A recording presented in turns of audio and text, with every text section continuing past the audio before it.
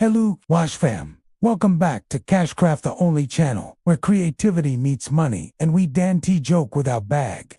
If you're new here, hi, I'm your favorite creativity plug. And today we're rediving into something special. Cashcrafts, craft ideas you can turn into real cash without crying over materials or capital. If you ever said, I want to make money, but I Dan T know where to start, congratulations, you've found your destiny helper today. Hello, Cash fam. Welcome back to Cashcraft, the only channel where creativity meets money and we don't joke without bag. If you're new here, hi, I'm your favorite creativity plug. And today we're diving into something special. Cashcrafts, craft ideas you can turn into real cash without crying over materials or capital. If you've ever said, I want to make money but I don't know where to start, congratulations, you've found your destiny helper today. So, you've got the skills. You can knit, you can paint, you can bead, you can sculpture. Basically a creative powerhouse. But there's a tiny little problem. Your beautiful creations are just piling up in your room, and your bank account isn't exactly screaming rich artist. We are going to fix that, right here, right now. Turning your passion into profit isn't some magical dream. It's a strategy, and I'm here to give you the complete blueprint. Stick with me, because by the end of this video, you'll have a clear roadmap from hobbyist to CEO. First things first, let's get our mindset right. Stop thinking of your crafts as just little things you make. Start seeing them as products. Every single item you create is a potential solution to someone's problem. That hand-painted mug, it's not just a mug, it's the perfect, personalized birthday gift. That custom beaded necklace. It's not just jewelry. It's a statement piece that will make someone feel confident and unique. When you shift your perspective from, this is just my hobby, to I am a business owner, creating value, everything changes. You start to take yourself and your work seriously, and trust me, other people will follow suit. Now, let's talk about the big question. Which craft should you actually sell? Look, I know you probably have a million ideas, but trying to sell everything at once is a recipe for burnout. We need to niche down. What are you not only good at, but also enjoy making? If you hate knitting, but you see knitted sweaters selling well, don't force it. The passion is your secret ingredient. It's what will keep you going when you get your first difficult customer or a slow sales week. Make a list of your top 3 to 5 crafts. Think about things like how long they take to make, how much the materials cost, and if you can create variations easily. The sweet spot is a craft that is relatively low cost, not insanely time-consuming, and allows for customization. Okay, so you've picked your craft. Let's say you've decided on custom-made polymer clay earrings. Amazing choice. Now, who are you selling them to? And please don't say everyone. Everyone is not a target audience. We need to get specific. Are you making bold, artistic earrings for college students who love to express themselves? Or are you creating minimalist, elegant designs for young professionals to wear to the office? See the difference? When you know exactly who your ideal customer is, you can tailor everything, your designs, your packaging, your marketing, to attract them. Create a customer persona. Give them a name, an age, a job, and hobbies. What are their values? What social media do they use?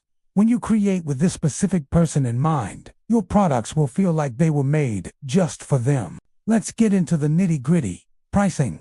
This is where so many crafters get it wrong, and it breaks my heart. Please, for the love of all things creative, do not undervalue your work. Your price should not just be a random number you pull out of the air.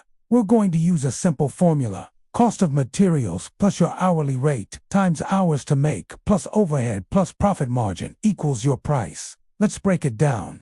Cost of materials is easy. How much did the clay, the metal findings, and the packaging cost? Your hourly rate is what you want to pay yourself for your time. Don't pay yourself less than minimum wage. Your time and skill are valuable.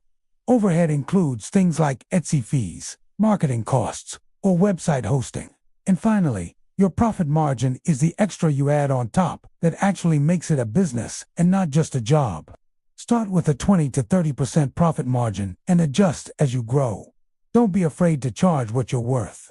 People pay for quality, uniqueness, and the story behind the product. Now that you have a product and a price, where do you sell it? You have so many options. The easiest place to start is often online marketplaces like Etsy. Etsy is fantastic because it has a built-in audience of people actively looking to buy handmade goods. The key to success on Etsy is killer product photography and search engine optimization, or SEO. Your photos need to be bright, clear, and show your product from multiple angles. Use natural light whenever you can. It's free and it makes everything look 100 times better. For SEO, think like your customer. What words would they type into the search bar to find your earrings? Use those keywords in your product titles, tags, and descriptions. Think quirky frog earrings, cottagecore mushroom studs, or minimalist gold hoop earrings. But don't just limit yourself to Etsy. Building your own brand means having your own space on the internet. Consider creating a simple website using platforms like Shopify, Wix, or Squarespace. This is your digital storefront where you control everything. You don't have to compete with thousands of other sellers on the same page.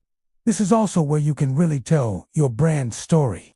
Have an About Me page, share your creative process, and build a real connection with your customers.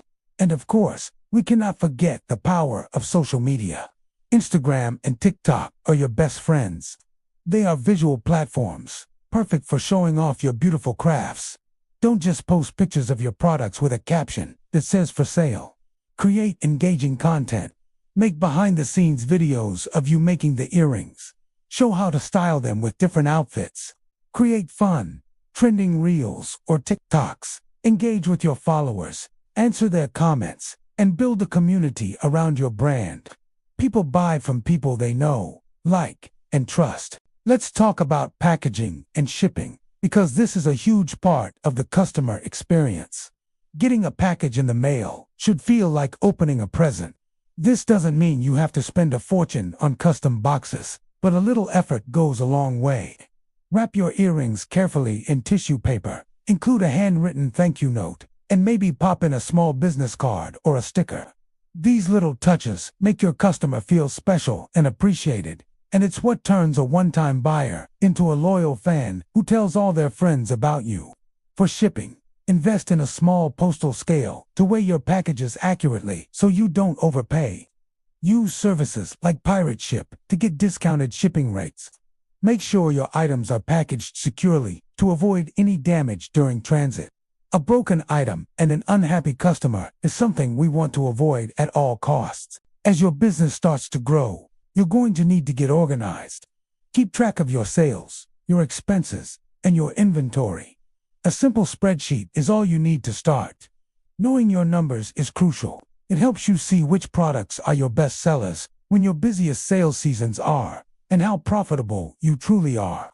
This data is gold because it allows you to make smart, informed decisions about your business instead of just guessing. It will also make your life 1,000,000 times easier when tax season comes around. Because yes, as a business owner, you do have to think about taxes. Don't panic. Just keep good records from day one. Finally, remember that building a successful craft business is a marathon, not a sprint. There will be amazing highs, like your first sale, your first 5-star review, or selling out of a collection.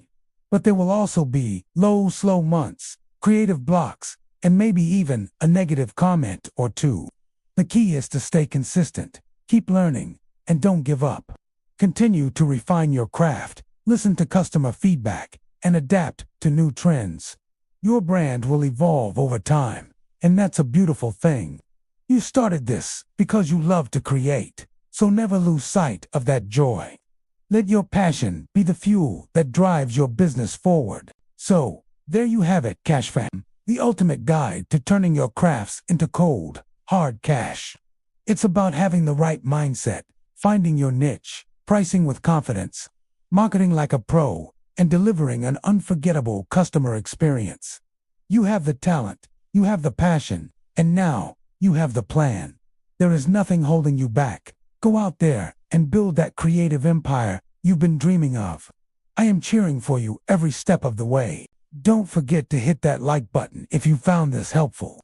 And subscribe and turn on notifications so you don't miss our next video, where we'll be talking about the top 5 most profitable crafts to start with zero capital. Drop a comment below and let me know what craft you're planning to turn into a business. I want to hear all about it. Until next time, stay creative and keep securing that bag.